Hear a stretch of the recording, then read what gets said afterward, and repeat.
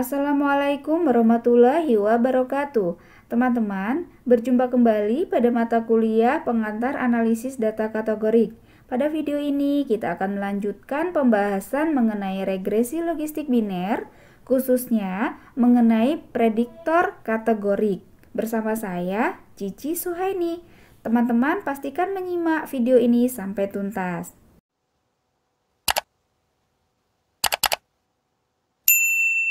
Baiklah teman-teman, kita mulai pembahasannya sekarang. Pastikan teman-teman fokus dalam menyimak video ini, oke? Nah, seperti halnya dalam analisis regresi linier, pada analisis regresi logistik juga dapat saja melibatkan peubah penjelas atau prediktor yang bersifat kategorik.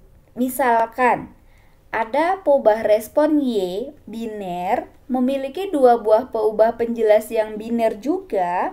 Katakanlah peubah tersebut adalah X dan Z, maka data disajikan dalam tabel kontingensi 2 kali 2 kali 2. Misalkan X dan Z bernilai 0 dan 1 untuk merepresentasikan dua kategori untuk masing-masing peubah penjelas, maka model untuk peluang Y sama dengan 1, yaitu peluang sukses, logit PY sama dengan 1 sama dengan alpha plus beta 1X plus beta 2Z.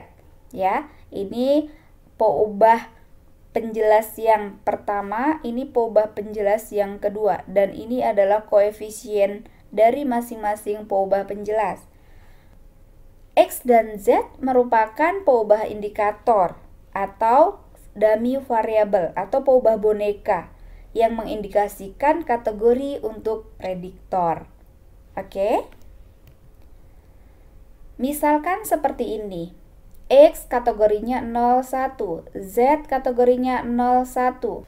Logit untuk masing-masing pasangan kategori peubah untuk model logit PY sama dengan 1 sama dengan alpha plus beta 1X plus beta 2Z adalah, ya, jadi logitnya itu kalau senaraikan sebagai berikut. Untuk X-nya 0, Z-nya 0, maka kita peroleh logitnya alpha, ya. Jadi kita masukkan X-nya 0, Z-nya 0 ke persamaan ini. 0, 0, sehingga yang ini menjadi 0, sehingga diperolehlah logitnya tinggal alpha. Kemudian untuk X-nya 1 dan Z-nya 0, masukkan ke persamaan ini. B1 kali 1 jadi B1, B2 kali 0 jadi 0, sehingga logitnya menjadi alpha plus beta 1 gitu ya. Nah, dan seterusnya kita masukkan seperti ini sehingga diperolehlah logitnya yang ini alpha plus beta 2, yang ini alpha plus beta 1 plus beta 2. Ini merupakan model tanpa interaksi. Kita perhatikan di model ini belum ada interaksi antara X dengan Z, ya. Nah, artinya apa? Pengaruh satu faktor adalah sama di setiap kategori faktor lainnya. Jadi, X dan Z tadi kita katakan sebagai faktor, gitu ya. Untuk logit PY sama dengan 1 yang persamaannya ini, nih, perhatikan bahwa jika Z-nya tetap, pengaruh pada logit untuk perubahan dari X sama dengan 0 menjadi X sama dengan 1 adalah, nah ini perhatikan, masukkan ya, masukkan nilai-nilainya ini. Alpha plus beta 1 dikali 1, X-nya 1 ya. Ditambah dengan beta 2Z, terus dikurangi. Ini yang dimasukkan yang 0 gitu. Jadi pengaruh perubahan, namanya perubahan dari 0 ke 1. Berarti yang 1 dulu dikurangi yang 0. Seperti itu. Sehingga ini beta 2Z dikurang dengan beta 2Z. Ini habis. Di sini beta 1 dikurang dengan beta 1 kali 0 itu 0. Ya kan? Alpha dikurang alpha 0. Sehingga hasilnya tinggal beta 1. Oke? Nah, beta 1 merupakan log odds rasio antara X dan Y pada saat Z-nya tetap. Ya, paham ya? Nah, sehingga eksponen dari beta 1 adalah conditional odds ratio untuk X dan Y. Ya, jadi conditional odds ratio itu karena Z-nya tetap maksudnya ya, dengan syarat Z tetap. Sehingga interpretasi odds ratio di sini adalah odds sukses pada X sama dengan 1 sama dengan eksponensial beta 1 dikali odds sukses pada X sama dengan 0. Nah, teman-teman di sini silakan bandingkan interpretasi odds ratio kalau X-nya numerik, seperti yang dibahas pada video sebelumnya. Oke? Mari kita perhatikan contoh kasus berikut ini. Nah, ini masih diambil dari buku Agresti ya, mengenai kasus AZT dan AIDS. Nah, suatu studi ingin mengetahui apakah AZT ini dapat memperlambat gejala AIDS ya, penggunaan AZT. Nah, ada 2 ras yang dicobakan, yaitu ras putih dan ras hitam. Nah, ini yang menggunakan, ini yang tidak, ini menggunakan, ini tidak. Nah, ini untuk gejalanya. Apakah akan memperlambat gejala AIDS-nya atau tidak? Untuk selanjutnya kita catat notasi. X itu untuk imunisasi AZT, Z-nya itu ras, Y-nya itu gejala AIDS-nya makin parah atau tidak ya. 1 itu kalau iya, dan 2 itu untuk tidak. Nah, sedangkan X-nya ini ya. Jadi X-nya itu 1 diberi AZT, 0 selainnya. Z-nya 1-nya white, putih, 0 black. Hasil analisis diperoleh sebagai berikut. Nah, ini parameternya ya. Ini intercept, ini untuk AZT, ini res, ini AZT, ini ras.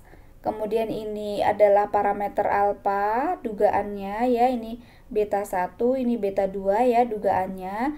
Kemudian kita lihat ini nilai p-value-nya kecil dari 0,001, yang ini 0,0099, ini 0,8476 gitu ya. Perhatikan ini. Nah, sekarang kita bahas dulu yang ini untuk dugaan parameter.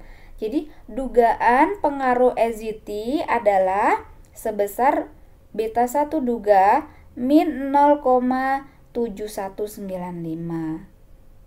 Oke, nah conditional odds ratio antara AZT treatment dan AIDS symptom sebesar eksponensial dari beta, ya kan? Eksponensial dari min 0,7195. Hasilnya adalah 0,486.